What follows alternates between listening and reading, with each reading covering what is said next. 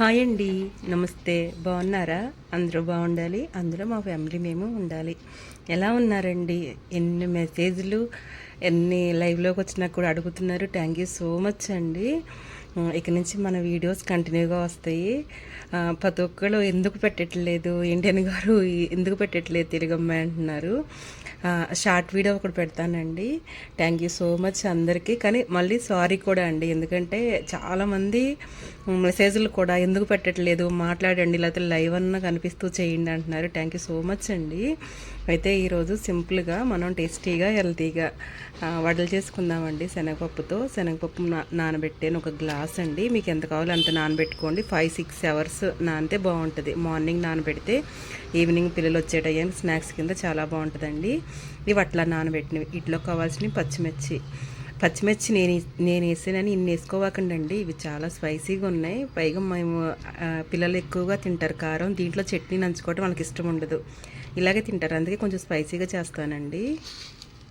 దీంట్లో కావాల్సింది పెప్పర్ అంటే మిరియాలండి, జీలకర్ర, 2 ఆనియన్స్. మిరియాలు కూడా మీరు తింటే వేసుకోండి స్పైసీగా, లేదని తగ్గించుకోండి. ఎందుకంటే మా పిల్లలు ఇంకా చట్నీ సాస్ కానీ ఇష్టపడరు, ఇలాగే డైరెక్ట్గా తింటారు. అందుకే నేను కొంచెం కారంగా చేస్తానండి. నాకు సరిపోతాయి ఇవి పచ్చిమిర్చి, ఈ మిరియాలు, ఈ ఘాటు సరిపోతుందండి. వీటిని మిక్స్ చేసుకుందాం.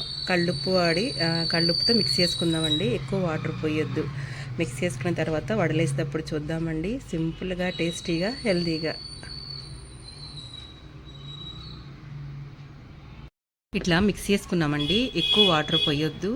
ఇట్లా పెప్పర్ కూడా దంచేసుకున్నానండి. కొంచెం కరివేపాకు, మనం గారెల పిండి అయినా ఏదైనా కానీ మిక్స్ చేసుకునేటప్పుడు కొంచెం కచ్చాపచ్చాగా తీసుకుంటామండి, బాగుంటుందని.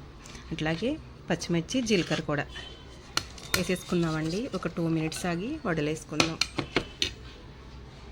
ఇట్లా ఆయిల్ పోసుకున్నామండి.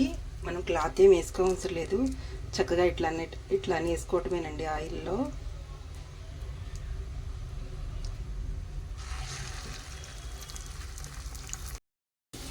ఇట్లా చక్కగా ఇట్లా అంటవేనండి. క్లాత్ మీద కూడా వేసుకుంటే మీ ఇష్టం అండి. చక్కగా ఇట్లా అన్నీ వేసినాక చూపిస్తానండి. ఇట్లా మధ్యలో ఓలు పెట్టుకుంటే లోపలికి ఆయిల్ వెళ్ళి మంచిగా ఎగుతుందండి. నేను అంతే పెట్టాను ఈసారి.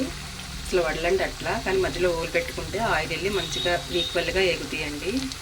చక్కగా ఒక వైపు కూడా తిప్పుకున్నానండి. కొంచెం వేగినాక తీసుకోండి, ఎందుకంటే మళ్ళీ 2 టైమ్స్ వేయించుకుంటేనే ఆయిల్ తక్కువ ఉంటుంది, ఆయిల్ తక్కువ లాగుతుంది, క్రిస్పీగా ఉంటాయండి.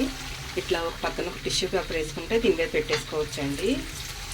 తీసేద్దాం, మళ్ళీ వేద్దాం. ఇప్పుడు ఇవి కూడా వేగినాయి కదండి. ఇట్లా ఇప్పుడు అంతకు ముందర వేయించుకున్నాయి కూడా వేయించేద్దాం. గారెలైనా పూర్ణాలైనా ఏవైనా ఇట్లా 70%, 60% వేగినప్పుడు తీసేసేయండి. మళ్ళీ వేయండి నెక్స్ట్ వేసినప్పుడు. అప్పుడు మంచి క్రిస్పీగా మంచి గోల్డెన్ కలర్ వస్తాయి. లోపల ఏమన్నా పచ్చి ఉన్నా మనం తీస్తాం కదండి, ఆ వేడి ఉడికిపోతే మనం వేసినప్పుడు క్రిస్పీగా వస్తాయి, ఆయిల్ లాగకుండా వస్తాయి. ఇట్లా ఇవి తీసినాక చూద్దామండి. ఇట్లా 70% వేయించామండి. మళ్ళీ వేసినప్పుడు మంచి కలర్ వస్తుంది, ఆయిల్ కూడా తక్కువ లాగుతుందండి. ఇవి మళ్ళీ వేయించుతాం.